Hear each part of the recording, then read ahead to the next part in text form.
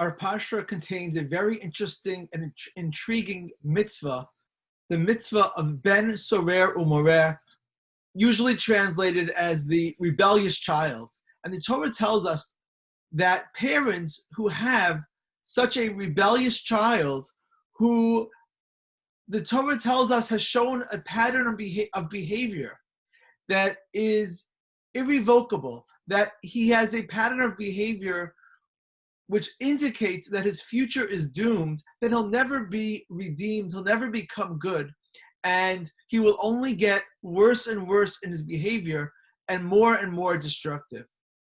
And the Torah tells us that such a child needs to be killed by the Beit Din in the Jewish courts to save him and society from the future destruction that this child will do. What did he do? The Torah itself is not exactly clear, but it seems that he is zolel v'sovei. He overindulges in meat and wine and alcohol. Possibly he stole. And when he does this at a critical point in his childhood, the Torah, and only the Torah, can know that this indicates that his future is doomed and must be halted where it is to cut his losses and our losses. What's even more intriguing about the ben Soror Umore is that the Gemara says that a ben Soror Umore never happens.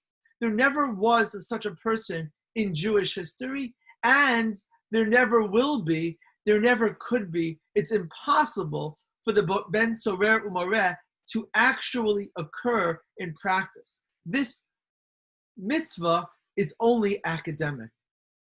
If so, the Gemara asks, why was it written in the Torah? All the mitzvos are to be observed, are to be practiced. Why does the Torah teach a mitzvah that can never actually happen? And the Gemara answers, Drosh v'kabel sachar.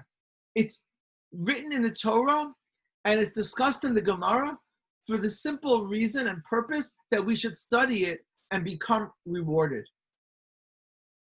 The simple meaning of this idea is that we are rewarded by learning more Torah.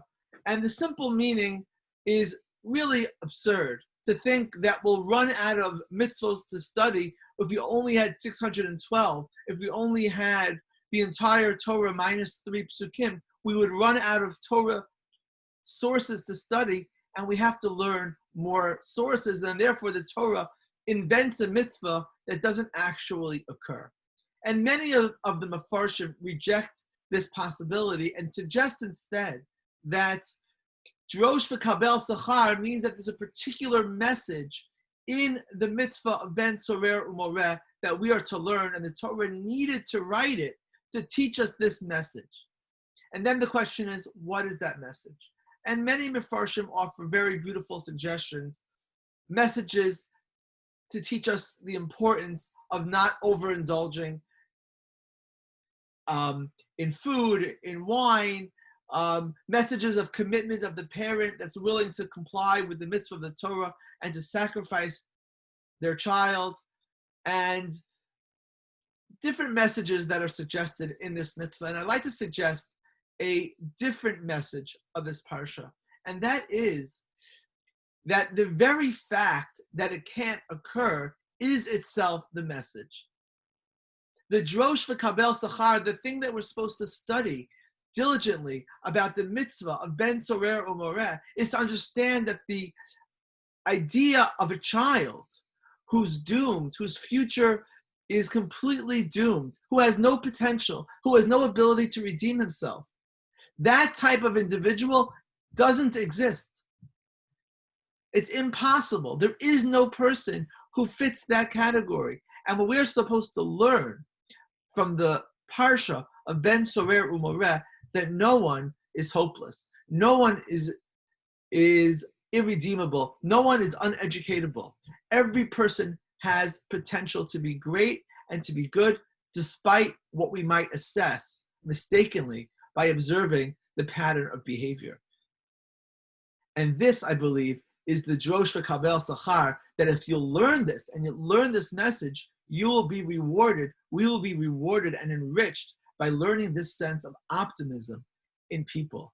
And it's incumbent on parents to teach their children that every child has hope and to never give up on any child. And the only child who would actually think this is a child of a parent who themselves show this. And immediately before the mitzvah of ben Soror Umore in our parsha is the mitzvah or the law of a scenario of a family who has a husband who has two wives, one he dislikes, and her child he dislikes.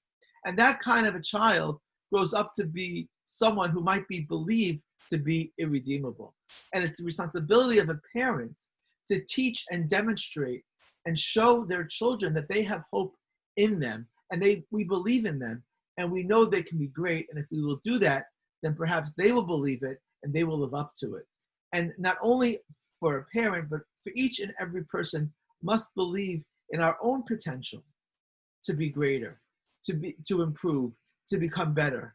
And even if we think that we're in a difficult time or a difficult circumstance, what the Torah is saying, that if someone who has yeyush, who has given up hope, shalom mida'as, has lost his mind. The mind of the Torah is that every situation could be improved and every person could be improved. And it's up to us to believe in ourselves. And if we will study this, we will be rewarded infinitely, Jerosh, the Kabel, Sachar.